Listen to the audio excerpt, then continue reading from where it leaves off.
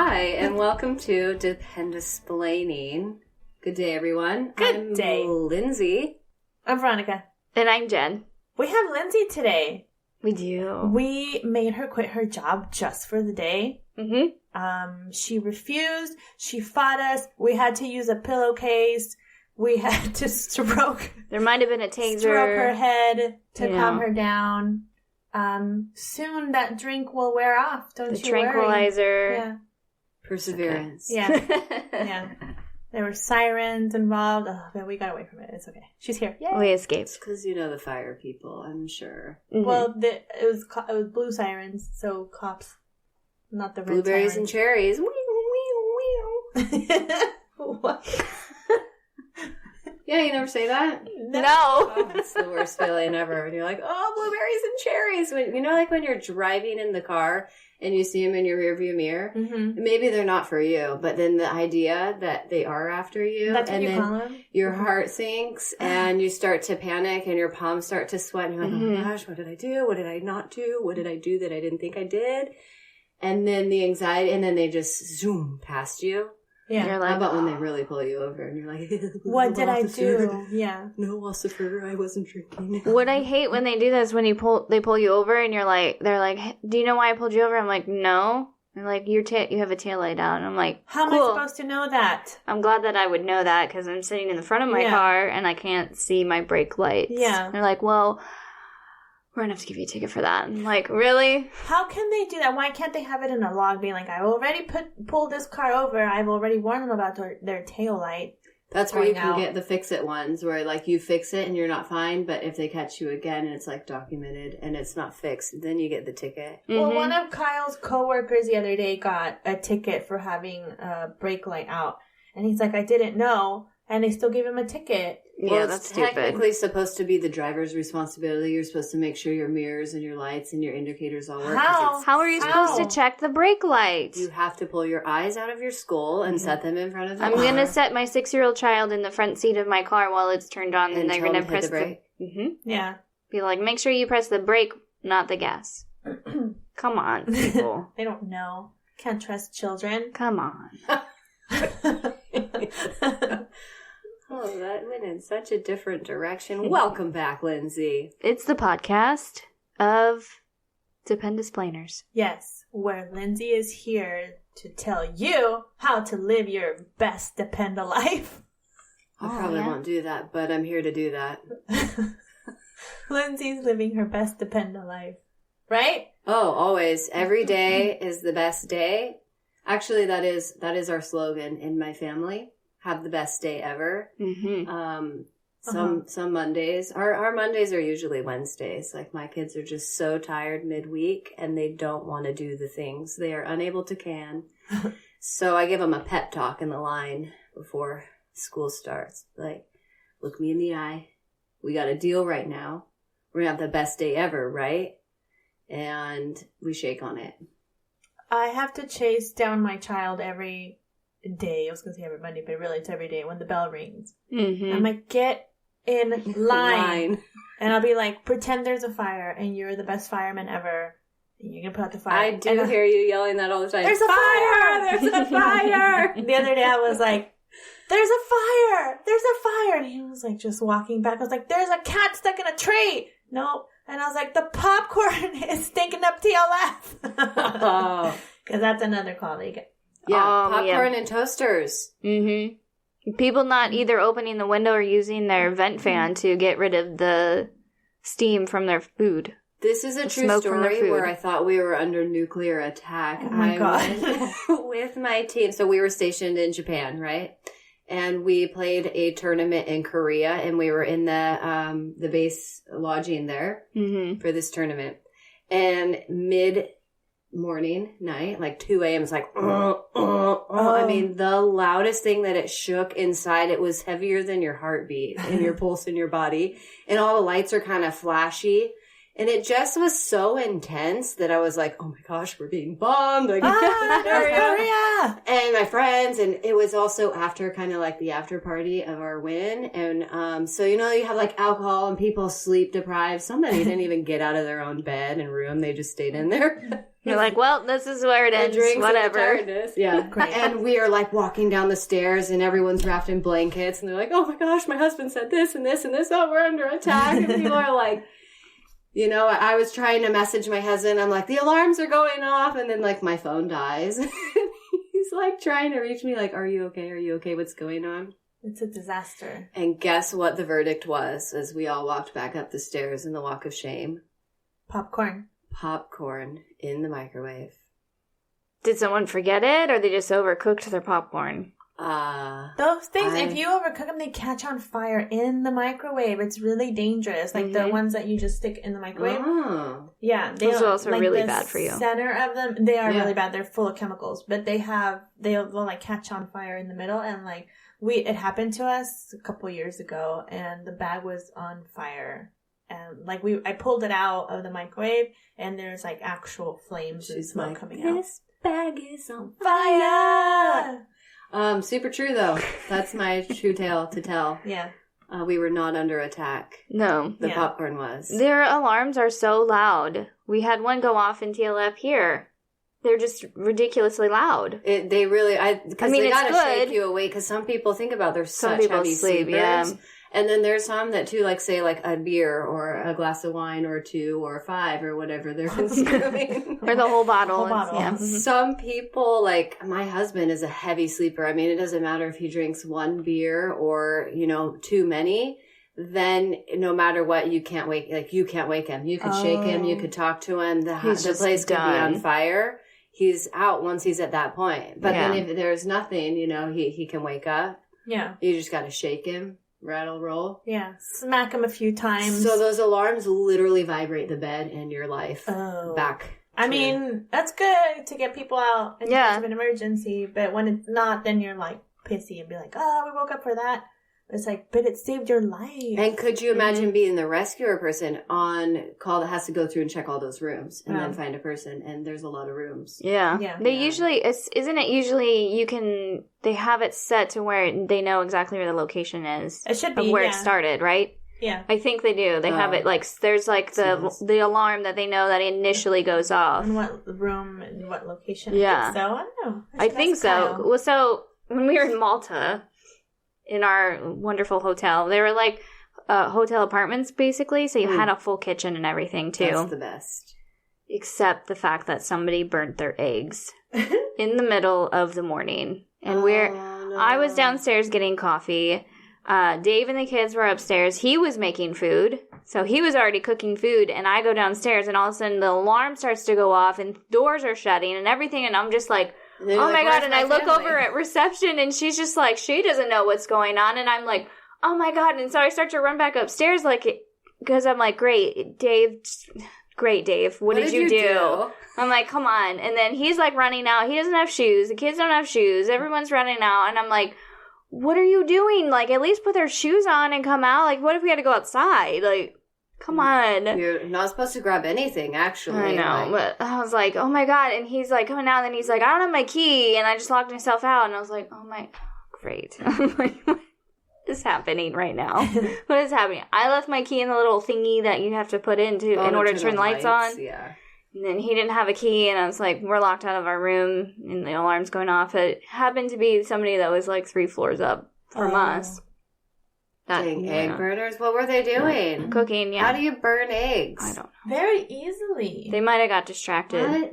Yeah. You don't leave the eggs. Well, maybe they don't know how to cook. They probably were hungry and they're like, well, I like eggs. Let's attempt to make eggs. Yeah.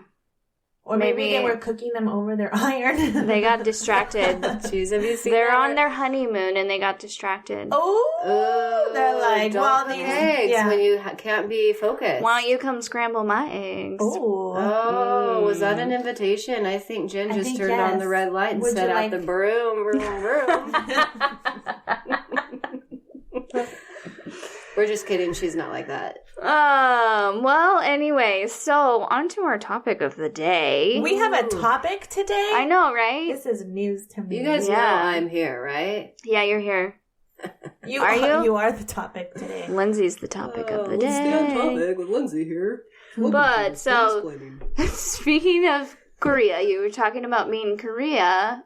How about we talk about those unaccompanied and accompanied tours? Ooh, yeah, let's talk about the accompanied and unaccompanied tours. Like, what's the difference? Say your spouse military member gets a 1 year overseas. Do you want to do the 1 year unaccompanied, or do you want to try to opt for bringing the family and doing 2 to 3 years accompanied? Right. So, specifically in the Air Force, we'll just say that for now. They have, at some point in their career, they will have to do a 1 year tour. Some people don't do it in their entire career, but usually it's a thing, right? And so what that means is that the active duty member will have to go to a location, and they have the choice of being unaccompanied. And it's 1 year unaccompanied. Now, sometimes they get very lucky and they're able to bring their family, and now that makes their tour 2 years versus the 3 years or the 4 years if you do extended long stay. Does that make sense? Short tour, yeah. Short tours. Short tour, yes, yeah. Exactly. So, most common places are South Korea for active duty members, and some people, like I said, they can take their families, and some choose not to, because then it's 1 year tour if they don't take the families. And then that's out of the way, right? It's out of the way. You're done. The rest of the career. Yeah. It's 1 year Sentence away. served. It's 1 year away from your family, but they do get to come home after 6 months. Oh, Yeah. back to the fire alarm. Kyle says there's a panel that will tell you which fire alarm is going off in what room. Oh, thanks, Fireman Kyle. Way to go, Fireman Kyle. I've also read too of the people going on the tour the 1 year, and then like without the family, and then they got like a follow-on order to that actual station, like one that allows dependents, and then the family can join them. And the person served like another 3 years. Someone did it with like a Japan one, but there's lots of different places you can do the 1 year tours. South Korea is the most common. They have heaps of people over there. There's like Turkey and Honduras and Afghanistan's and a bunch of, so many I couldn't even list. You guys know any?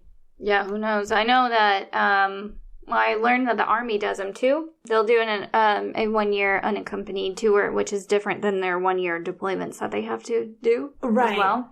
But it's mostly in Korea as well. That's what it seems. It's like the most... Oh, okay. Because I was listening to another podcast, and she was saying that at that time back, I think it was in June or something, that she had that one, that they had just like opened up like a ton more jobs. It's like 20,000 jobs, or maybe it was 2,100 jobs. I don't know. But it was a lot more jobs they had opened for people to go on a 1 year tour in Korea.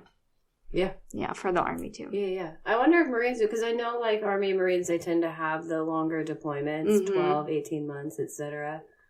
Those ones are pretty long compared to the Air Force members, but and then they have them. And then they also have like special duties, which you said duty. duty. But they also have special duties where they'll like go and do something different from their career field in the military. So they can go work like at the post office for like a certain amount of time as their special duty. Like if they're like security forces, and they'll be like, I want to go to England and work at the post office there. That's a special duty. That's what my husband's 1 year tour was like, kind of similar to that, where he didn't do his actual job. Like, so he was a crew chief on the like a maintainer basically. And when he did his 1 year in Korea, he did transient alert, which is basically catching and getting the jets out. So he wasn't doing the actual... He was catching jets? Catching them. With his hands? Bare hands, yeah. Wow. He caught the president's jet, too. He was the first one to touch it. What? Wow. He touched the president's jet? Just the tip? Yeah. Sure did. Or the whole cargo. And then they shook hands and ate M&Ms together. And presidential they laughed. M&Ms. Oh, they laughed. POTUS and FLOTUS. And What do you call if there's a female president? This isn't a joke. This is a legitimate question. Oh. If there's a female president in office and she's married to a man, What do you call the man, the husband? It's got to be the FMODUS. The first man of the... yeah. Because it's called the first lady, so the first... FLOTUS is first man. I mean, I guess would they be called first man? Or would they be called first sir? Or what would you call the man? FSOTUS? Yeah, it could be FSOTUS or FMODUS. First sir. Sounds good. I like it. First male. First man. Yeah. First gentleman. He's not a gentleman. Fagamotus? Sir. Gamotus? Lord. Oh, you first could Lord. be FLOTUS if he was a lord, the first lord of the... That's a great question. Somebody answer that question for me. I am always wondering. Answer us, guys. FMODUS. How, if somebody has an answer, FMODUS. let's tell them how to reach us. You can send us your answers by contacting Lindsay. You can email us at dependencebelaying@gmail.com. You can address that email to either of us, or you can just say, all of you ladies, FMODUS. hey people, FLOTUS. floaters, First ladies of podcasts. Dependa podcast. You can call us Dependas. Dependas say, what? You didn't know this answer? No, we didn't. Thanks for chiming in. We appreciate your emails. Mm-hmm. Or you can Facebook us, Instagram us, and tweet at us, too. Yes. We're here for you. I like it. I like it. I like it a lot. Shameless plug. And back to our regular programming. Back on topic. So we were talking about 1-year tours. Mm-hmm. Yeah. So, let's start with how do you get a 1-year tour other than just being voluntold, hey, you've got news. Mail. You've got mail. One thing is the dream sheet. I know we chatted about it a while back, but there is a selection on there where the service member can select a worldwide volunteer. This is basically them raising their hand anytime a volunteer tour pops up. You're going to get positioned for that. They go right to that. You're going to get it. You're going to get it no matter what. So, while we were somewhere... My husband was told, because we were like, we love living overseas. It's so great. We'd like to stay if we could. And someone's like, put a worldwide volunteer. You'll stay overseas or whatnot. So, information sometimes is given to you and it's great. And sometimes is given to you and it's not really accurate. So, I'm not blaming any person. I have no emotion toward this bad information, right? So I'm just saying that's how our story was. We took this information. It tends to be like that, yeah. Yeah. Mm-hmm. So if you're not expecting, if you put it on there and you don't want it, don't put it on there because you are for sure going to get selected. You're essentially volunteering to go on an overseas tour. So you don't know where it's going to be. You don't know if you're going to get Kuwait or Korea or Honduras, whatever it's going to be. But you're going to go. You are. It's going to be on there. You put worldwide volunteer. It's like, yes, that's pick me right now. I want to go. Because they have spots all the time open. And it's easier. Everywhere. It's probably easier for them to find a volunteer versus trying to pick somebody who's not expecting it and doesn't want it. Yep. Yeah. So, and the process works the same as if you were to get normal orders to go anywhere else. You get that email and the butterflies in your belly and you open it up and you check it and you're like, okay, this is where I'm going to go. This is what my assignment looks like. You get your tentative ones and then official and so on and so forth. Go through the same process. But then now you got to split it between, maybe I have dependents and it's unaccompanied. So who's going to go where? And then you have some decisions to make and what to go on. And that's where we share our experiences with you. Okay. There was something else I was going to say and I totally spaced. I was going to just real quick to touch on the whole follow-on base when you do get orders to an unaccompanied tour. For the follow-on base, sometimes you'll know right away where you're going to end up, and sometimes it takes a few months, which is fine. But you do have a higher priority in the list. And a list assignment that you can potentially get. It doesn't always mean that you are gonna get the base that you want. Sometimes you'll get really lucky, and if you wish to stay overseas, and you can stay overseas, it gives you a better chance at it. Yeah, you are at top of the list of everyone that wants to put in for that same list. Sorry, I hit the microphone. That's a super good point because a lot of people would strategically use the 1-year tours to get what was called base of preference at the time, which is no longer a thing. And they'd be like, if you go here, you get to pick wherever you want to go. But even stop that still, notice right there. It still depends on availability. So there's, yes, absolutely. So there is no technical base of preference. You don't get to pick where you're going to go. But like say, you wanted to go to the UK or somewhere overseas and you're doing the unaccompanied, you're going to have the higher preference for your rank, for your job, for the slots that open. So you're essentially the same as normal orders. You're competing in the same pool for the same slots, for your rank, for your job, for your things. But you're going to have the higher preference of someone who's already overseas or someone who's stateside because you're the unaccompanied overseas tour. So like with my husband, there was 2 overseas slots. He got one of them. Yeah. This is amongst everyone in that cycle. I don't know how many people that is, but that's really good odds. Yeah. Some people will play this card to try to stay overseas, and then there's no overseas options, and they're going to the States anyway. Yeah. Because then even though you do have higher priority, you're still going into another pool with other people that have higher priority, and then you are also fighting for, a certain base. And there's always the bases that everybody wants, and everybody puts in for that one base that everybody wants, like fucking Hawaii or something, somewhere magical that you're going to enjoy with your family. Yeah, you're just luckier because you're on top of that list more than anyone else. So even if you're going stateside, you are on still high priority. So you get to put in your dream sheet the way that you want it to line up with the list that you have. And those top ones, you have a higher chance of getting. Still not ever guaranteed because it's the military. Exactly. Yeah. But you have a better chance to get the top ones that you want. Yeah. It's definitely increasing your odds. No guarantees. Just note that. Yeah.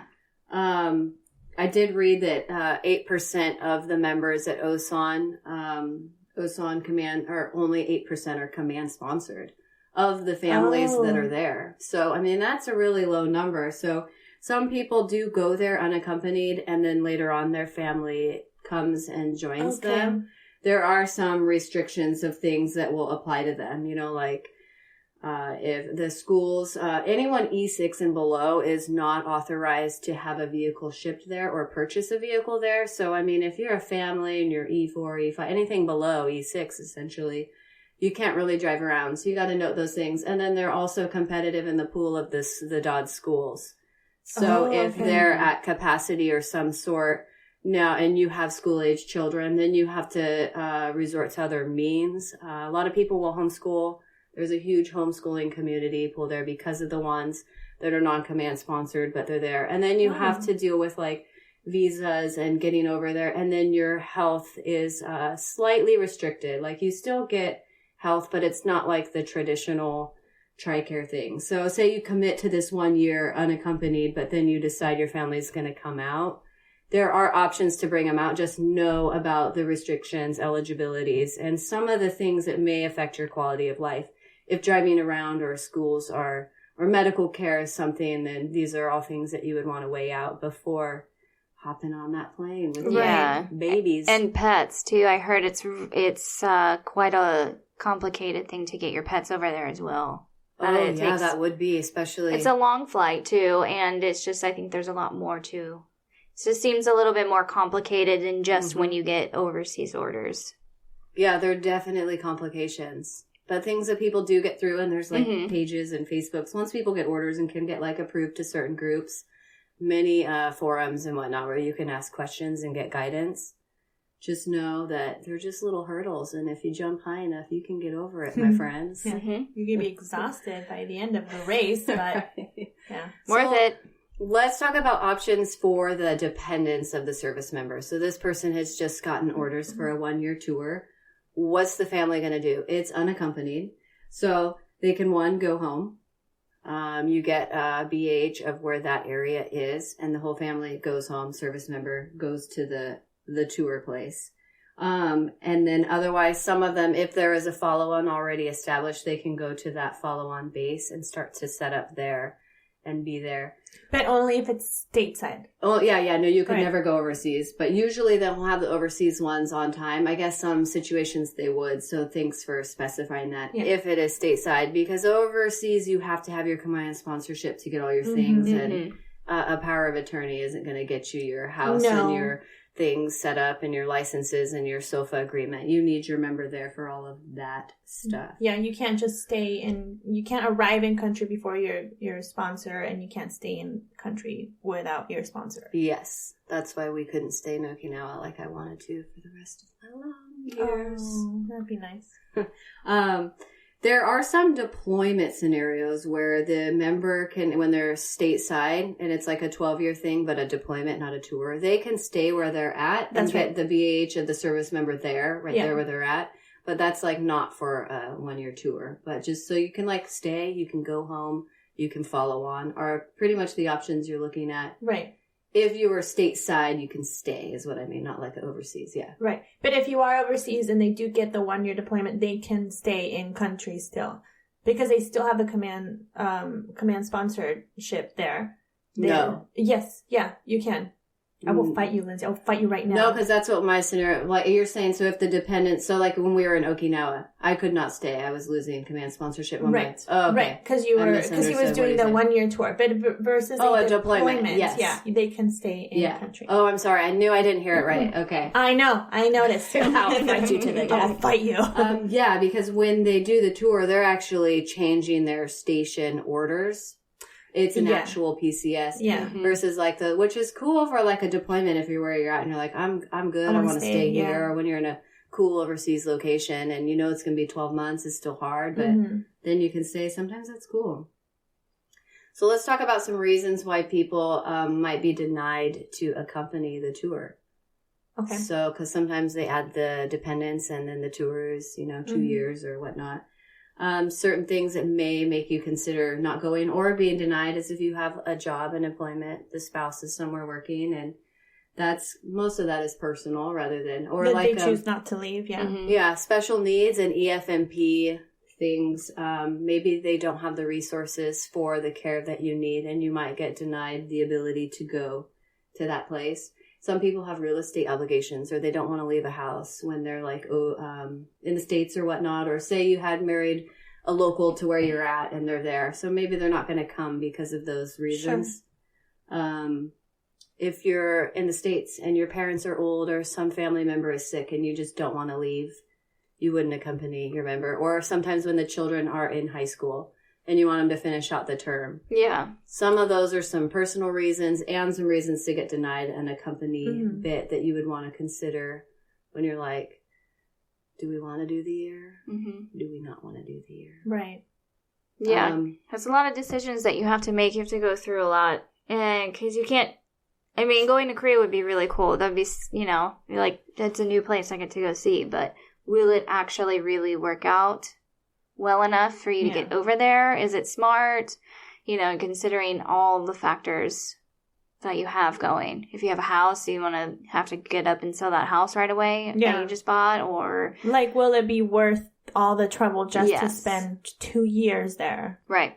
Yeah, or 1 year if you happen to follow your active duty spouse later in his assignment there, then you won't get a full 2 years, which I feel like happens a lot. Because they have to jump through so many hoops to get fuego to get somebody to sign off on, yes, you can bring your family, and then you run into like real estate issues or like schooling issues. Yeah. You don't have transportation. Yeah. Yeah, that's hard. Yeah. Can you imagine like having to walk to the commissary and getting your groceries for all They all take like cabs and whatnot, and you wait. There's no joke, like a huge queue that wraps around, depending on the time of day, and they're just waiting. Cab after cab after cab comes, loading the trunk with the groceries. It was an experience. So when my husband went, they were like, he was supposed to be in the dorms, and they were renovating them, and so everybody something super low, like staff sergeant and up or whatnot, was put off base during that little bit, and he was in this like 3-bedroom, 2-bath place with like heated floors and TVs and a smart fridge and like all these, but he's far from, it was like probably 2 miles or 3 miles to his work. And he got this like electric bike, and cause he had to like walk or bike or cab to the base and then super far to get to the flight line area. And it wasn't close at all. So, I mean, if I'm imagining I'm there with my 2 kids and, we're walking in the snow uphill uphill barefoot both Both ways. ways, yeah. 3 miles to get an education. Yeah. That we have to queue for because I don't know if we're on the list. No, I'm just kidding. Your grandpa did it. Dramatic. Your grandpa did it. My grandpa did it. So Everybody's grandpa did it, right? It's just a bit cumbersome. And then some too is they don't get approved to live off a base. So like I was saying with like the E6 thing, a lot of them are below that are required to be on. Like if the dorms are open and they have spots, they get put there. So say you're going to come out with your family, you're not necessarily guaranteed the ability to live off base to house your family. So there's another little hurdle that you just got to see how it plays out. What's available, what's happening, what are we going to do? Yeah. If you're not asking yourself at least once a month, what are we going to do? You're doing it wrong. On the daily. Then You're doing life wrong. Shooting long by saying once a month, but then you're not in the military life. I don't know what to tell you. Yeah. That's what makes it exciting and makes us crazy and vibrant for this life. Yeah. Now, how soon after your husband got orders to Korea, how soon after did you guys get your follow-on base? This is such a good question because our memories are so blurred. Remember? February, he went to the Korea. And I remember we were on the patio boat in the middle of beautiful Whiskey Town Lake in Northern California. Uh-huh. There with you. I was visiting some family near the lake and having a holiday. And I got a phone call where the phones don't normally work. So I was already blown away. It's a miracle. And my husband was like, I got news. We're going somewhere. So it would have been a summer month. It would have been like July or August. I felt like it would have been in August. That's usually when that's that one cycle goes. Yeah. Is August. So it was a good 5 months or so. He was nearly halfway through the tour. Okay. Yeah. Gotcha. He left in February. Mm-hmm. Yeah. But it could take a couple months. So he did go, and I had a friend that was in the same boat but different tail. On Whiskey Lake?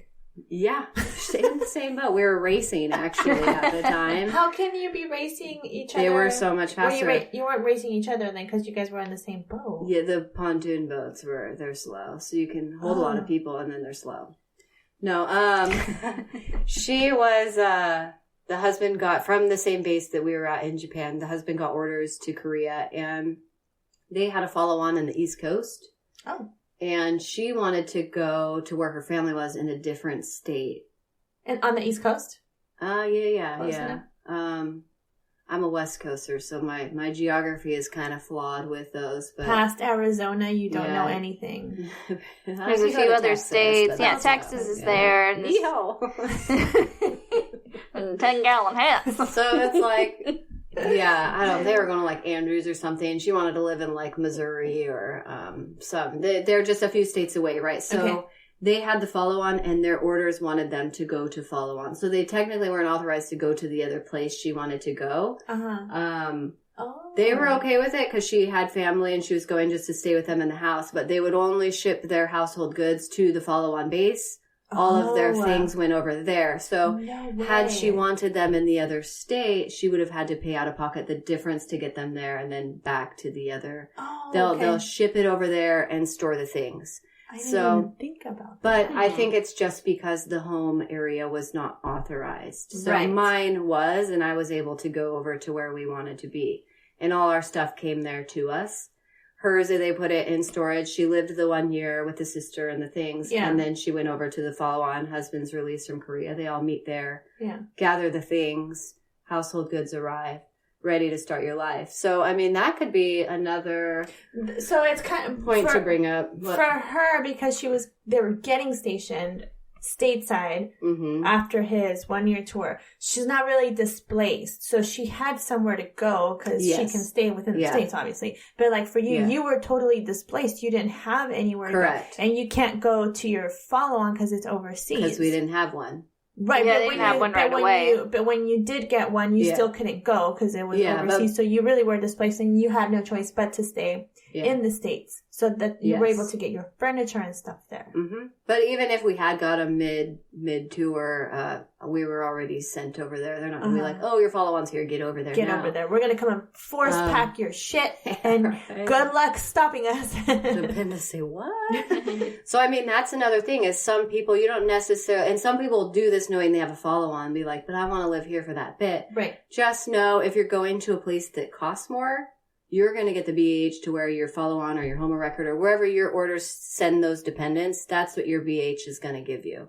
So if I wanted to go, if my order sent me to Northern California and I wanted to live in Southern California where it's nearly double cost of living, that's out of my pocket. That's out of my bits. I'll get the BH for the Northern California orders. Okay. So just know that if you don't have to go to that place, but the money you're going to get is based on that place. Yeah, I was looking that up because we've talked about the 1-year tour with Kyle and potentially doing it after this assignment.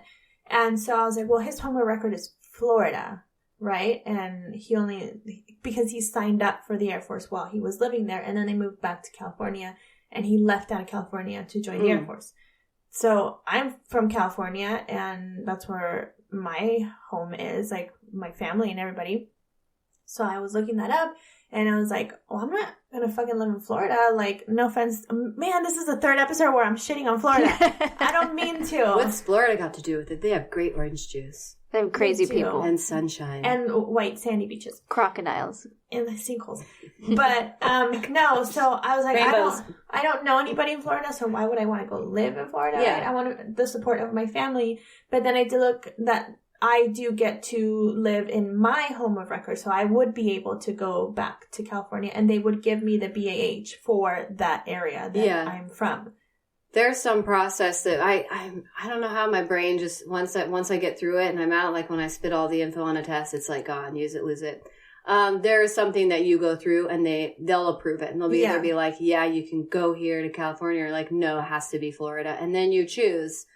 Okay, well, all the stuff goes to Florida, but I'm really going to go here. Yeah. And then you either have to plan ahead, like, what things out of my house do I really need for this next year that I'm either going to ship out of pocket, mailing home, or putting in storage, or you just go to the place. But there was, like, I mean, we were clearly authorized because we have a different, where I went, it was not my sponsor, was not his home of record. Right. So it's just the point of getting through and getting it authorized. So as long as there's no limiting factors, I don't know what they are. Yeah. We were able to do it. And then my friend is the prime example of how you can still do it even though you're not authorized yet. Sure. You know? Okay. And just know there's certain things you'll live without, you know. Maybe you won't have your bed or thing. Get a furnished place. Live with somebody. You know, like certain little... Veronica's hearing things and she's looking around like... Did you hear that? I heard like... ghost again. No, for real. Somebody knocked on the door the other day. And I ran down there and there was no one there. You need one of the security camera systems that we got. It was like an Amazon find. It's not expensive. I'm going to send you a link. Got it. Send it to me. It's really fun. I want you to catch the ghost on video. Oh, yeah. And you can get another one for where the ghost likes to hang out most. I wonder where they like to hang out most. Probably the refrigerator. Sounds like the family, not a ghost. Oh. No, you should set up the camera for, like, in the kitchen and the laundry room and show Kyle the magic of everything does itself. Yes! Wow, look at these dishes. They're cleaning themselves. And the laundry folds itself. For real. Oh, wait. So the other day...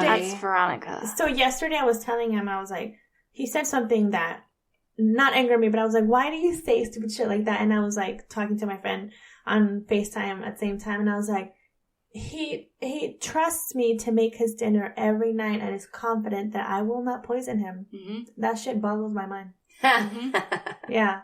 It's like, how are you trusting me right now with your food and your drinks? With the things that you say. Yeah, with the things that you say, and you continue to say them to my face. Like when he makes fun of me because I'm Mexican. Well, I'm stirring your dinner. He loves Mexicans. Could be adding Mexicans stuff. are great. But he will say super racist comments to me in front of open people, and he'll be like, "Cause she's a dirty Mexican," or something. Oh, you're like, okay, wrong place, buddy.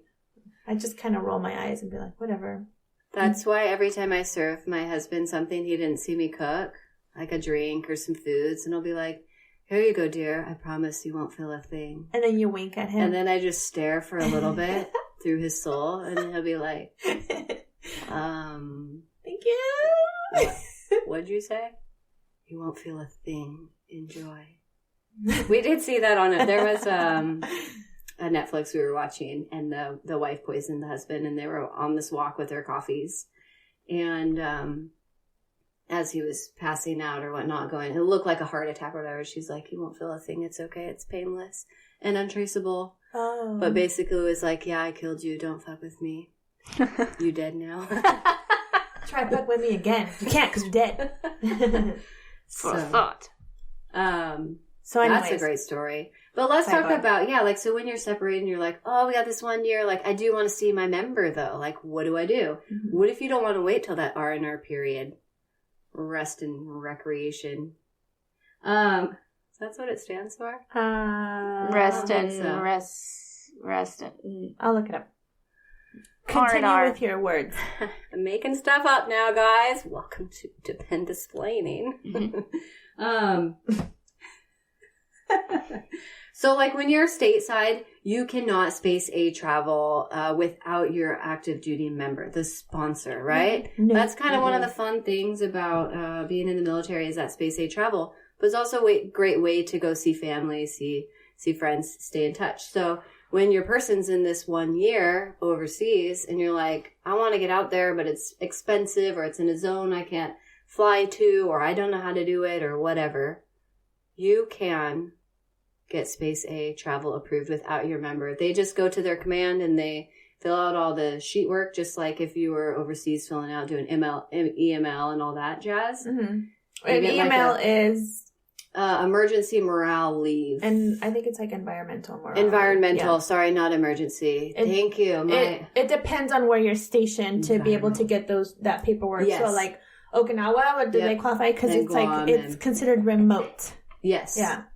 So some of those, and those ones will make you like a category 4. Basically, you get like a command approved letter for Space A travel, and then we were able to go as a category 5. It's one of the low ones, my friends. You're just above the retirees. Sorry. And sometimes people do pop out of the woodwork. So don't plan your travel if you're limited in time and money, because my hotel bill was more than the flights for 3 of us from Japan. I would do it again. It was super fun, but we spent more time in Japan than in Korea visiting our service member. Nice. And, so you can totally get the paperwork approved and you're able to space A over there. You can see them. Mm-hmm. You can hang out as long as you want. If you have school-age children or certain things going on, just know summer is peak time. And the service member gets the R&R, which is recuperation, relaxation. Thank you. I knew it wasn't rest and recreation. It's rest and relaxation. But, so they get, they're halfway through the trip, they get to come home, right? So they get they get a flight paid for, right? That's the difference, yes. They pay for the flight there and back round trip from the location to your location. Yeah. And then they have how many days? They use their own leave balance days. Oh, I didn't know that. But I feel like you can use up to 30 maximum. I feel like that is a right answer. I think my husband used like 22 or something crazy. Okay. We don't normally take long leaves like that. Mm-hmm. Because he wants to take some leave while he's there too. Yeah, and we had to mix it between families, and my kids were school age, and I was like, whatever you do, don't book at this time because they start school this week. Mm-hmm. And then he booked at that time when they started school that week. Oh, no. And so, thanks, babe. Way to go. That's why the carpet's wet. Yeah. Why is the carpet wet, Todd? I don't know, Margot. Your name should have been Margot. Can we just call you Margot? I know. It sounds like it. Lindsay, Margot. You know? It flows. Yeah. Lindsay, Margot. It's an alphabetical order. L, M. Yeah. Yeah. I knew a Margot. She was really great. I kind of miss her. Yeah? Miss you, Margot. That's great. That's great info, Lindsay. Thanks for that. So just know, like, there's options to, to see your person. If you can't handle, some people can't handle the separation, so their hearts are going to burst in 1,000 directions and pieces. You could space A. You could fly over there. you could accompany them if you've gone through the checklist and you're authorized and you're willing to accept. Right. If they are authorized to visit them. But technology makes it so much easier now to be able to stay in touch with your significant other. I super agree. Could you imagine snail mail taking like 30 days to get there and then 2 months to reply and then back and all that? The FaceTime, the messengers and texts and phone calls. There's free apps. If you're overseas, you can download Magic Jack and it gives you a stateside phone number. Yeah. And you're able to call the states from overseas. And you can have a free phone call courtesy of Wi-Fi or 4G with your local carrier. Yeah, or Facebook Messenger. You can call people through Facebook Messenger. This is true. A lot of people use the Skype accounts as well. Skype is big. WhatsApp. Yeah. So much. Don't use WhatsApp. I don't use it, but there's so much stuff that technology overwhelms me. Yeah. Well, WhatsApp just not secure anymore. That's why. Oh, yeah. And don't talk about information like that's secure. Good point. Yes. Jenna, because... OPSEC. Always use codes, like I mentioned before, and OPSEC, like use codes if you're trying to put out a date to be like, well, I'll be there, March 17th. No, like, be like, so-and-so's birthday plus 3 days. Got it? Great. This is true. And on the social media, people will be like, 3 days until my husband comes home from Korea, and blah, blah, and he's flying from this airline, flight number 36942, landing at 11:47 at LAX. With a layover in Chicago. Yeah. And, like, just don't. I don't know. You don't have to share on social. It's okay. Yeah. I know where, That's, I think the thing is knowing when and what to share. I'm not a social mediaer, and recently being plagued with a thing in my family of somebody oversharing. We're laughing because we know what she's talking about, but we're not going to disclose it. We all have like, what do you even call that? Different radar as to what's appropriate and what's not. So here, like, I'm on like kind of common sense. I'm like the prude spectrum of like, I keep everything private. I don't share it. Other than like stories and whatnot, I'm talking face to face. It's different, but some people are just so excited with their life, that they want to share all the things. They want to share everything that they do in and out of the bedroom. Yeah. The bedroom, or being like, my service member will be home in 4 hours. I'm at the airport right now. Or my service member's gonna get service. Come home and his member's gonna get service. Where it's like, welcome home, Daddy. Now let's make me a brother. Signs when they do the signs. I like cringeworthy. Yeah, when they're just like, I've waited 365 days. Something about, basically take me home and put it in me. Yeah. Basically is what's on the thing, and I'm like. Ravage me. Everybody knows. Let's make a brother. Yeah, everybody knows what you've been missing out on for the last however many days they've been gone. You don't have to put it on a poster. Have you though? Have you really been missing out? Well, I mean, on the real thing. Well, hopefully. At least I hope you've been missing out on the real thing. Yeah. So this commentary, it extends into travel as well. Like, oh, I'm so excited to be in Ireland at the Blarney Stone or whatever. Like, I'm not gonna... Kissing the Blarney Stone, are ya? You don't post it right then, right there, No. OPSEC. You're putting yourself, your member in danger. Just have some... common sense. Yeah, be reserved about the things and think really hard and wait until it's over before you post about it. Yeah. And then if it's already happened and it's not a security thing, it's just too out in the open and it's personal and private, please select private when you post your post so that I don't have to see your public post that should be private. Do not put it all over social media as open and public because that shit doesn't go away. Mm-hmm. Somebody has screenshotted it and kept it and sent it to other people. And sent to me and my eyes hurt. Yeah. And then that person will take that screenshot and send it to somebody else for shits and giggles. It goes and to then at least it goes 20 viral. people. It is. And we're all gonna laugh at you because that stuff it's not deleted. It's there. It's there forever. And then memes are created. Mm-hmm. Yep. And then we all laugh more. All those 4 people that you sent it to 5 others themselves, and those 5 sent it to 16, and then those 16 sent it to 30. Yeah. You get it. You got it. Yeah. You got it. Yeah. Don't do it. Just don't do it. Just stay safe. But I will say a good note about the 1-year tour. It goes by so fast. Time flies. It's totally doable. Be a supportive, caring spouse or a girlfriend or boyfriend or whatever you are. And we had a really good time being near our family. I've been away so many years and things are happening. And it's just good to see the kids around the cousins and my hometown friends and certain things. We really did enjoy the 1-year tour. My husband enjoyed Korea. He did some travel while he was about. He really had a good time. Like he even went back to Okinawa, went surfing with some of our friends that were over there. Part of that, like he was able just to pay out of pocket. And I think that was part of his like R&R leave. Maybe that's what happened. It just now came to me right now. He did take like 2 trips kind of. If they just make the best of it, go try the culture, try the foods and, experience the life. It's really a good thing. And then we got a good station afterwards. We really like being over here.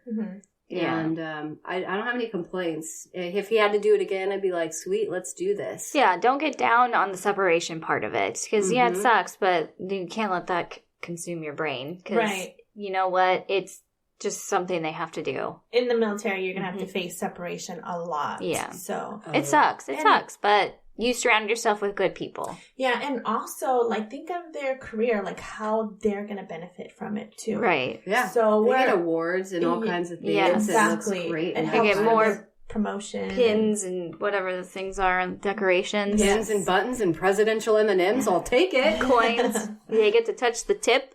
Touch the tip and get coined. Presidential plane.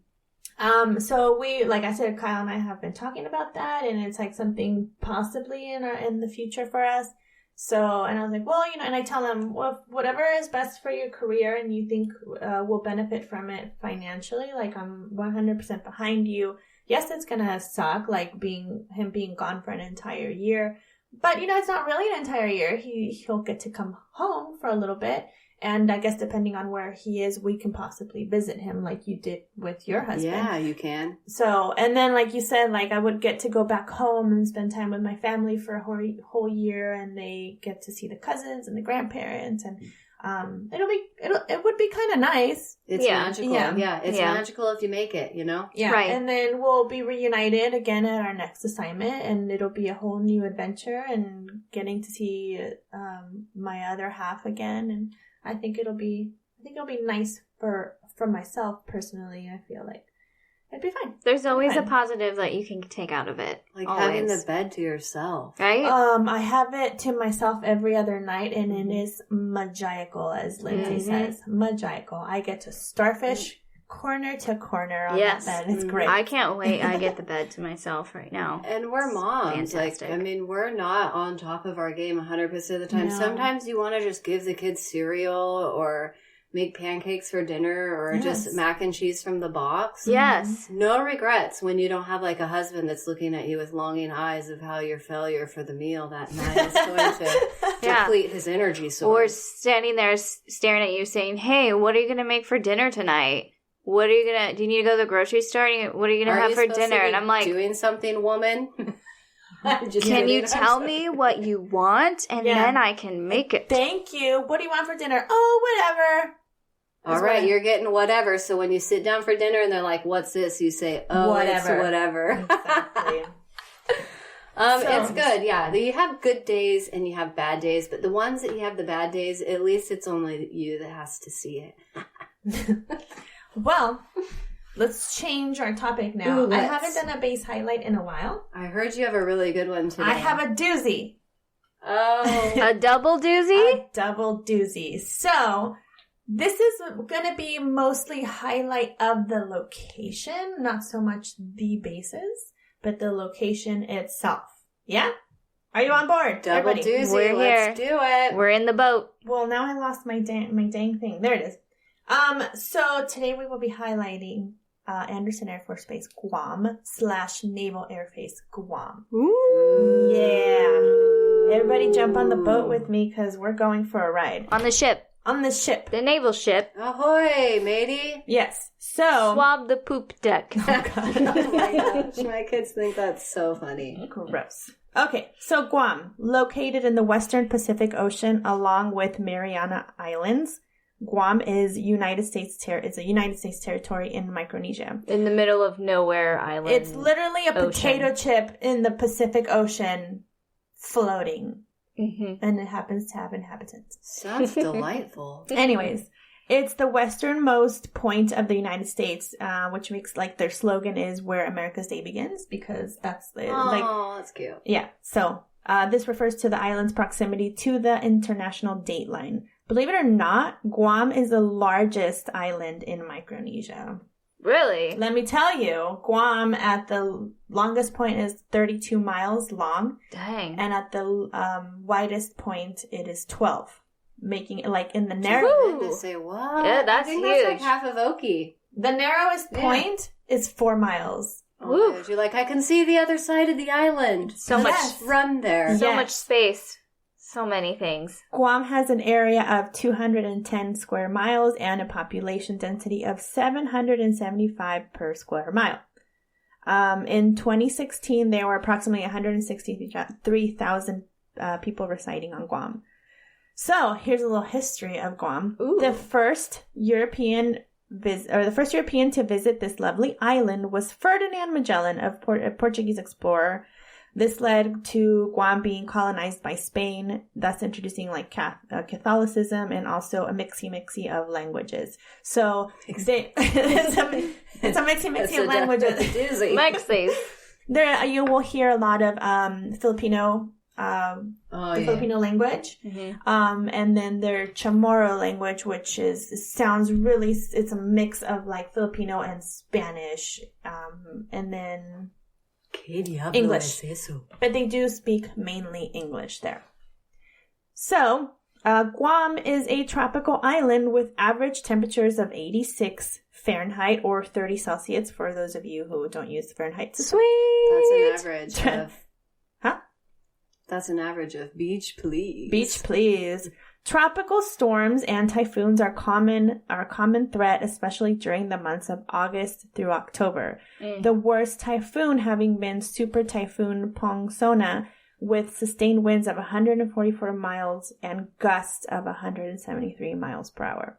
And although they do see typhoons, none of this magnitude have come through since 2010. And they also get tropical storms, which is just under a typhoon. Oh, good. Yeah. During World War II, Guam was captured by the Japanese. They were occupied by the Japanese until America recaptured the island and liberated these beautiful people on July 21st, 1944. And Liberation Day is a celebration of this event and is commemorated every year with lots of going-ons like parades and shit. All right, Merca. Like parades and shit. So that's my dad's birthday. I didn't know they have a huge party for my dad. Yeah. I mean, not the year, but... Yeah. Still, it's the day. Yeah. So... Now you know. They were under Japanese occupation for 2 years. And when the Americans came on the island and they rescued the Chamorros, some of the Japanese people surrendered. Some of them lived in hiding for many years. One of them was like 28 years or something. Yes, it's crazy. There's this bar there called Jeb's Pirate Cove. I'm not sure if it's still there. I want to say yes because it was really popular. And it's like a ship. It's like a ship and it's a restaurant inside. It's really cool right on the beach. The last Japanese occupant that was in hiding said that he could hear the music coming from that bar, from Jeff's Pirate Cove. And they found him. He was living in like squalor because, I mean, he was in a cave, like he was hiding out. But anyway, so he's fine. Whatever. How do you hide for that long? He hid. And how do you get food? Skill. I have to sneeze. I've been watching that Naked and Afraid thing where they just have to like scrounge for themselves and like make food and fire and all kinds of stuff. That's basically what he was doing. Wow. He would come out at night and go fish. And he's just living off the land. And doing it at night when all the creatures are out and about. Because he didn't know that, he didn't realize that it was all cool on the island. He thought they were still being persecuted. Yeah, that they would still have to surrender to the Americans. He didn't know that. It's like, oh, it's all cool now, you know. Which, there's a lot of Japanese tourists on the island as well. Okay, Guam was and continues to be an excellent layover for refueling military aircraft. Just a big gas station in the middle of the Pacific. This is where Andersen Air Force Base comes in. Andersen Air Force Base is located in the northern part of the island near the village of Jigo. It sits upon a cliff overlooking the beautiful clear waters of the Pacific Ocean.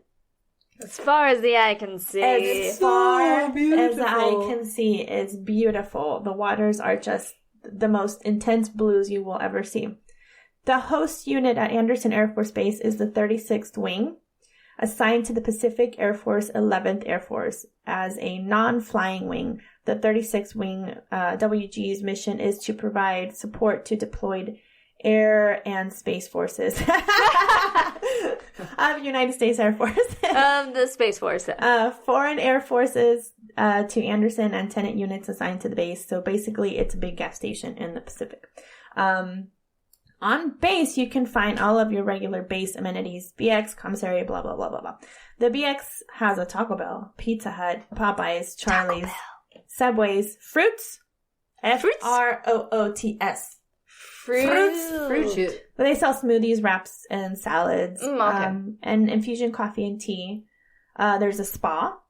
There's a barbershop, computer repair, tropical furniture, mobile providers. They also have like a theater on base with showing the latest movies. Hopefully with a working projector. Oh no. Mm-hmm. It didn't work? Mm-hmm. Where? It's broken here. Here on base? Mm-hmm. Oh no, what did you guys go watch or attempt to watch? Little Women. I saw Jen at the movies. I just saw the doors open and went in and bought popcorn. You just went in for the popcorn? Yeah. Oh. I didn't have time to watch the movie. Apparently that's what we were there for too, just there for the popcorn. Did you guys have to leave? Mm-hmm. Oh no. Burn. Mm-hmm. Oh, it's too Did bad. you get a free voucher to return? And a refund. Are they going to play the same film again? I don't know. Sorry. Check with your local so far. theaters before Mm-hmm. you go in. Well, they didn't They even were know. in already. Oh. They didn't even know until they started. So That's too bad. hopefully Guam has a very good theater. They do have a system. nice theater. I remember going, and it's pretty large, so I don't know if it's gone under renovation since we were there, but it was nice. I mean, I didn't have any complaints. They played all the latest movies. As long as they take care of it. Yeah. And this theater also provides a venue for like performances like Tops and Blue or guest speakers, shit like that. Ooh, do they do like the Cirque du... Did you ever have like the Cirque du Soleil traveling one? I not in Guam while we were there. I didn't see it, but when we were stationed in Belgium, they had it at Ramstein, and we drove there. So cool, right? Yeah, Kadena, sorry, sidebar on the theater, but Kadena used to do it every Christmas. They had this Cirque du Soleil people, and they would sing like a quartet and then do all these fun, Cirque du Soleil. It was really neat. But that was done at the theater, and they have some good shows like that. Yeah. That are available to the public. Sweet. This one, I don't remember where it was done, but I do remember seeing them at Ramstein. They also, on base, have an AMC terminal. It's just a very... Space egg, Yes. here you come. Yeah, so Can you take the rotator in if you're moving there, or do you have to fly commercial? Commercial, yeah. There's no rotator in there. It's a commercial flight. Oh. And I thought American Airlines flew there, but apparently they don't. They fly under another airline, basically. Okay. It's just somebody else. I forgot who. Continental Airlines was the one that flew in and out to the States. And Hawaiian? No. I don't think that's Japan Airlines. Japan, so Nippon Airlines, some sort it's of... all maybe that's the one. Travel. A lot of Japanese airlines. Maybe that's the one American flies under. Yeah. But Continental was something super expensive to fly. And they only fly, you fly into... There's no direct flights to the States. So it's only to, Hawaii, through Hawaii or through Japan. Yeah. Yeah, so... That's why keep that in mind. It's a benefit, but also competitive. It's not like a big. It's not a lot of people go there. There's not a lot of demand. Right. Yeah. It wasn't hard getting off the island on Space Day. Mm-hmm. Well, I'll take that back. It was hard only because of the flights available. But as far as getting on a flight once there is an available flight, it wasn't hard. Schools are available to children from elementary to middle school. Children of high school age would need to attend off base in Guam High School, which is in Asan, Guam. That's the village is called Asan.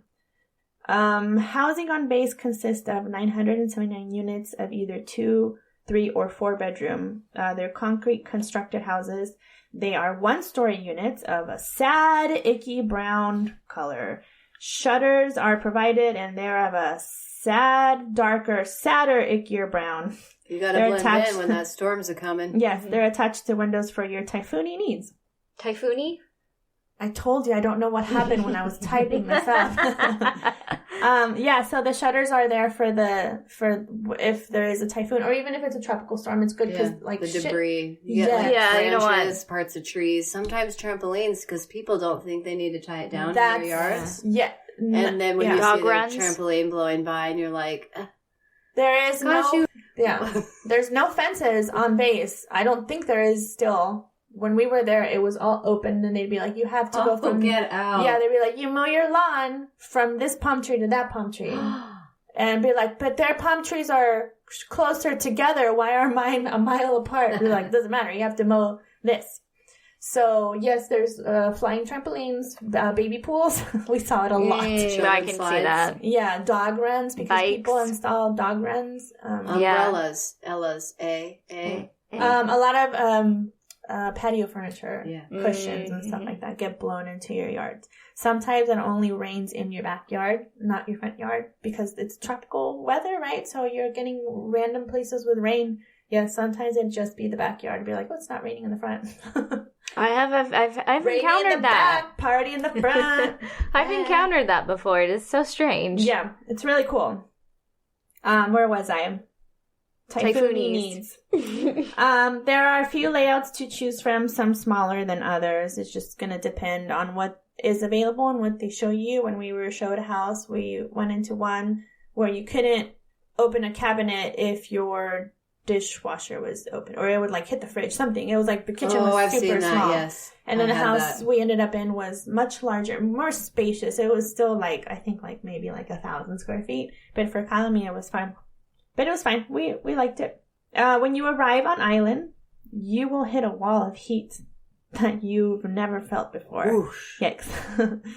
You will then need to go to your temporary lodging. Now, if you're lucky, you might end up already on base, but this is highly unlikely. On-base lodging is usually occupied by TDY personnel that are temporarily on island. This leads you to find lodging in the nearby area, which everything is nearby, of Tumon. Tumon is tourist-driven, and it is easy to find accommodations until you are able to get into your new quarters. Enjoy that beachfront stay, by the way. Hey. So I heard a rumor with the people going TDY there, that they will accidentally land a little too hard on the aircraft. So now the aircraft is grounded for extra days more because they're partying and they're like, you know, they want to go out on the beach. It's beautiful. You have to stay there. And like you would walk, like I would walk by the dorms, or not the dorms, the TLF there, and it'd just be a bunch of guys hanging out, like in their like drinking beers and yes, just chilling. Yeah, it's a deployment spot too. People get deployed in Guam. Yeah, that's crazy. I'm like, woof. Yeah, so rough.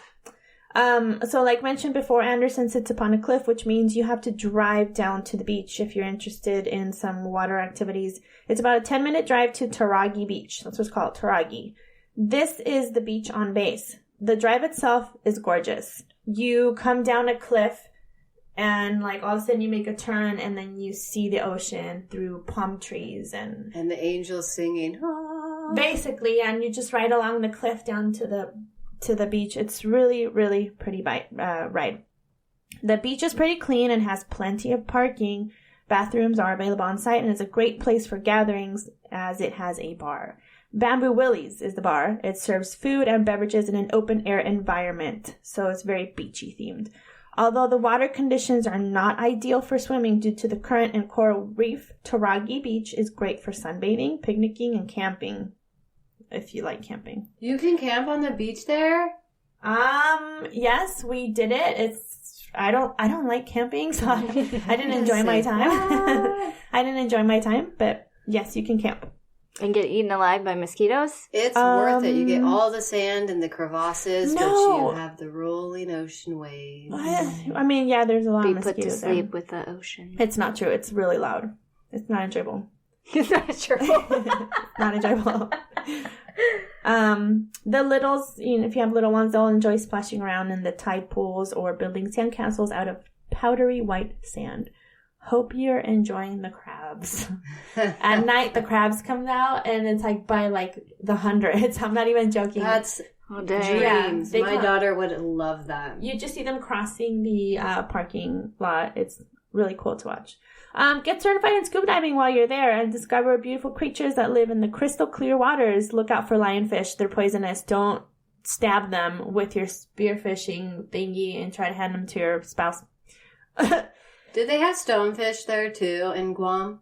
Stonefish? Yeah. I think so. Yeah. They were those were the threats in Kadena. So they say the prettier, the more beautiful they are, the more poisonous. The uglier they are, the more poisonous. So it's like stay in between. Yeah. Stay in between. Yeah. Where was I? Lionfish, don't stab them. Yeah. You can hand them to your husband or your spouse, I mean. So speaking of fishing, you can do boat fishing, snorkeling. The outdoor rec has all of your aquatic activity supplies for you to purchase or rent. I highly suggest kayaking. Mm-hmm. It's so much fun. I'll come back to that. Bring your kayak. So find a used kayak. Yeah. Because those things are expensive. Yeah, we did. We had one over in Hidoki. Yeah. But I mean, if you have them some people have them in the States already or at home or whatever, bring your kayak. You can get the ones that have like clear bottoms so you can see. So cool. Yeah. They're like pedal ones too, so you can both pedal, and then if you want to use the oar, you can, or like to steer and turn. They make them really fancy now. Yeah, it's fun. So with the kayaking, I was going to come back to that. We used to go kayaking. We used to drive to the naval base to go kayaking because it's nicer there, and I'll get to that. So back in 2009, the U.S. Naval Base located on Opera Harbor was combined with Andersen Air Force Base, which is now Navy-run, but still supports military personnel from all branches of the military. Now, I believe this is going to change, and Andersen Air Force Base will go back to being run solely by Air Force. This is a rumor I heard. I'm not sure. Kyle's the one that told me. He's a liar. Who knows? So the Navy base is home to Submarine Squadron 15, Coast Guard Sector Guam, and home base to dozens of Pacific Command, Pacific Fleet, 7th Fleet, and the 30th Naval Construction Regiment. Because of this base being on Opera Harbor, it is much closer to the water compared to Andersen Air Force Base. This, of course, is in favor of ship docking and all that shit. Yeah, they gotta dock the ship somewhere. Yeah. All the shit that's on Andersen is the same on the Navy base, but probably cooler. I did notice the housing on base seemed a little bit smaller and more closer together, and I do remember seeing a lot of units that were 2 stories. So, and there is Air Force personnel that lives on the Navy base and Navy personnel that lives on the Air Force base. So depending on what your job career is, like where you're going to be at. Yeah. I heard they have a nice resort over there with like cool pool and stuff for like families. Is that on the naval or the other one? A resort? Yeah. The whole fucking island is a resort. But I mean like a lodging, like a hotel lodging resort. I don't think so. I don't know. I haven't been. So. I don't think so. When the squadron, my husband's squadron used to have like Christmas parties, we used to usually do it at a hotel, and they would do, they would give us like a military discount and we would stay the night in order to party. There's I guess maybe the PIC, Pacific Islanders Club, might be considered a resort. Maybe. And they have a water park. That's the one. Yeah. And what's that on? That's in Tumon Bay. So it's not on base. It's in between the bases. Yeah. Tumon Bay, like I said, it's very tourist driven. There's a lot of fancy schmancy shops for your bougie needs. So like Gucci and Prada and, you know, all the stuff that we can't afford. No, thank you. But it's still really cool to stroll through there and see. And there's some other shops that you could probably afford. But whatever. Sounds posh. Yeah, and the food. Oh, the food you will eat while you're there. This is where I gained like 30 pounds. I like food. Living there. No, yeah, It was great. They have, their cuisine is, it's an influence of Filipino and a lot of Asian cuisine there. So it's really good. We used to stop on the side of the road and pick up chicken on a stick, like barbecued, and there'd be a lot of dogs. He'd be like, am I eating the dog?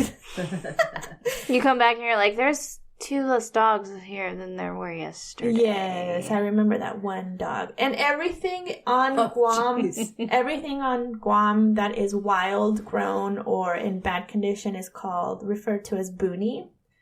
So if you have like a shitty car, they call it a boonie car. I don't know why. It's kind of fun.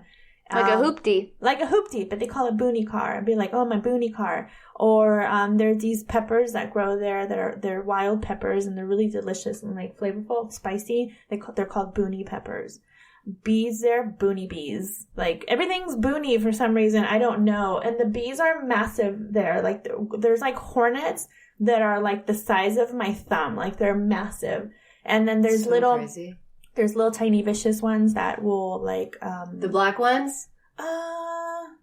Were they black? I can't remember. They're not fully black. They are darker, but they would have hives in like the palm trees. And so like the vibration from the lawnmowers startles them and they will attack. I saw it many times with Kyle. It was fucking hilarious. Oh, you should see Todd when just like a fly comes around. He goes into like MMA mode and starts ducking and covering and throwing like his fists for some reason. If he was mowing the lawn and a thing came after him, I would have to have a surveillance camera just for the laughs alone. Yes, Kyle is like every man for himself. Like he would, this one specific time I was doing dishes and I was looking out the window watching him mow the lawn because our yard was giant. Like it was the size of a football field. I'm not even exaggerating. Oh, wow. It was huge. It would take me 3 hours. It would take Kyle. Ride on one at that rate. I know, but we couldn't afford it because it was like, we were, poor. So, it's also really quite expensive. They are very expensive. But anyways, he was mowing the lawn and he disturbed the boonie bees in the palm tree and I saw him let go of the lawnmower. He's running, waving his hands frantically in the air. His flip-flops fly off. And I was like, what happened? He's like, the boonie bees are getting me. So it was really funny. So back to the Navy base. We would go kayaking there. We would have a lot of gatherings there because the beach is so much nicer there. The waters are much more calm. There's not as much coral reef, and you can easily take a dip in the ocean and go swimming. So we would do that all the time, and kayaking, and we would do boat fish. We would fish off the boat. What's it called? Like trawling, something like that. No. And we would catch fresh mahi-mahi. Oh, so yum. Tacos. So delicious. So you can go and catch and bring it and you can keep it. Yes, you obviously have to get like a license to do it, yeah, all that. You can keep it, yeah. So we have friends that would do it and they'd catch like eel, which is very good, by the way. It's like, it tastes like chicken, but Eel's more tender. Yeah. Have you not had eel with that face? I can tell you haven't. Have you not had eel? Have you not? No. Oh, it's delicious. It's really good. Yeah, we'll get some like eel sushi and they put all the sauce and stuff. Yeah, it tastes like chicken, but more tender. It's like flaky like a fish, and delicious. But chickeny. Like it's so good. Like imagine chicken melting in your mouth.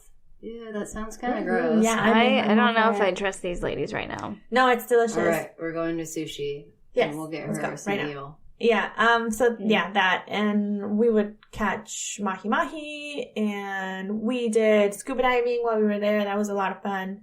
And snorkeling, dolphin watching, yeah. Whale watching. Yeah, you really, like, there's so much to do off base. Get yourself into, like, a hiking group. There's hiking groups, and they'll hike up. There's not much mountainy terrain, but it's a little bit. You can hike down to like these, they're called Paget caves, and you literally are going down the entire time, and you go into the caves, and the caves are filled with water. It's really pretty in there. It's like the coolest thing. It's like ocean underground. Like it's so pretty. Like you have to do it. And then the hike back up, you will die. Just want to let you know, like, it's so steep. But it was worth the spelunking adventure. It's worth it. Yeah, it was so worth it. And then they have, we hiked to another place called Talafofo Falls, which is exactly what it sounds like. It's waterfalls. It's like a wall of water. It's like a wall of water cascading down these rocks. It's really pretty. Amazing. Yeah. So, brown tree snakes are supposedly, all over the island. They make it sound like they're hanging from the trees by the dozen. They're not. In the 3 years we were there, I saw 2 and they were both dead. One of them was in my yard and the other one was thrown at me by one of the firemen. Rude. It was in a bag. Like he threw it at me. I was like, ah! It was in a Ziploc bag. And then I just picked it up to look at it. But frogs, there's a lot of frogs there, a lot of toads. Be careful when you're mowing the lawn. You will run them over and then they'll just splatter everywhere. Yeah.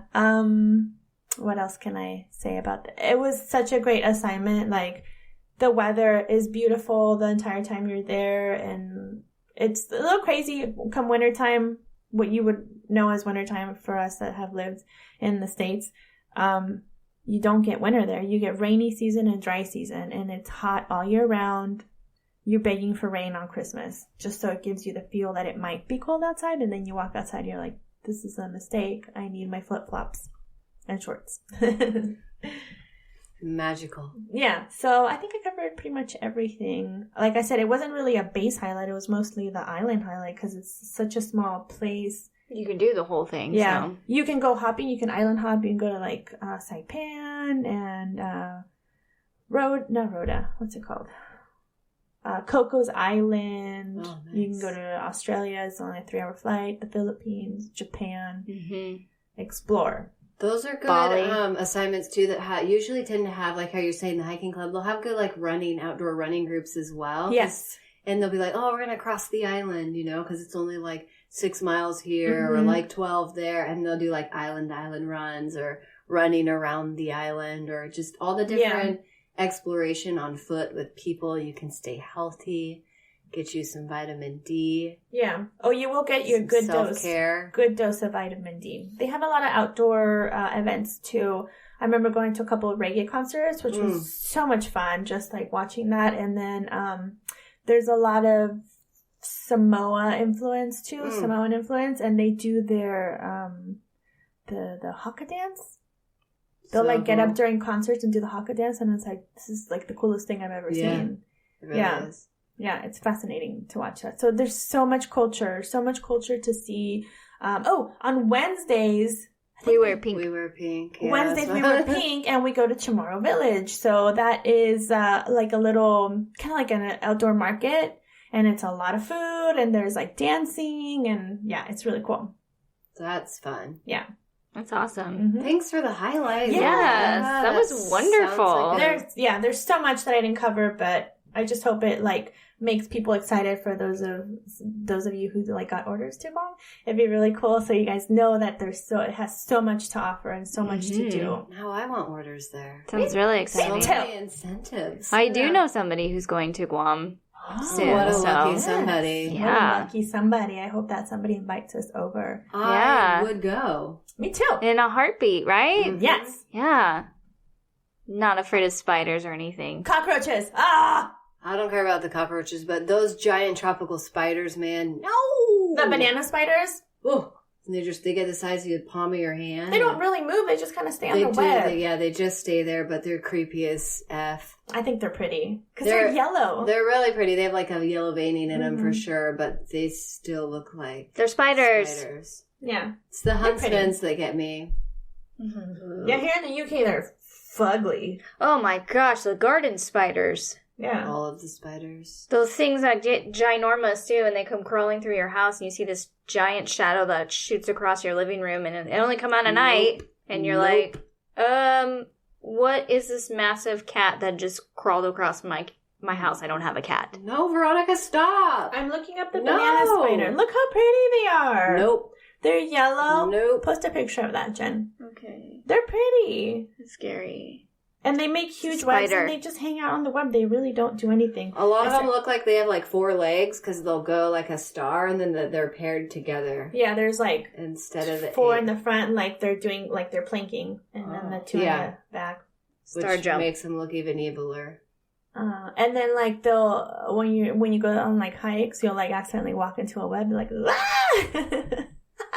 Carry a machete when you go hiking in the jungle. You'll look up and there'll be a canopy of 55 of the motherfuckers, and you're like, my mom, I took her to this beautiful cliff in Oki, and once she looked up and saw like a couple of them and was like, "Oop!" and she like literally stopped and couldn't move, like in the dreams when you're trying to run away, but you're in place. You're just running in place or walking really weird. Like, what's wrong with me? She just can't move. Yeah, she didn't make it to the cliff outlook because they freaked her out. Oh, well. Spiders. You're lost. No. You're lost, Mom. Well, that was all for today. I hope you guys were thoroughly entertained. Mm-hmm. I was. Yeah. I'm always entertained. Yeah. Lindsay had great info for us for the 1 year. So, yeah, if you guys are facing a 1 year or possibly in the near future, like myself. This was great info. Mm-hmm. Thanks, team. Good job, team. I'm here for you. Oh, 1, 2, 3, go. Good job. That was beautiful.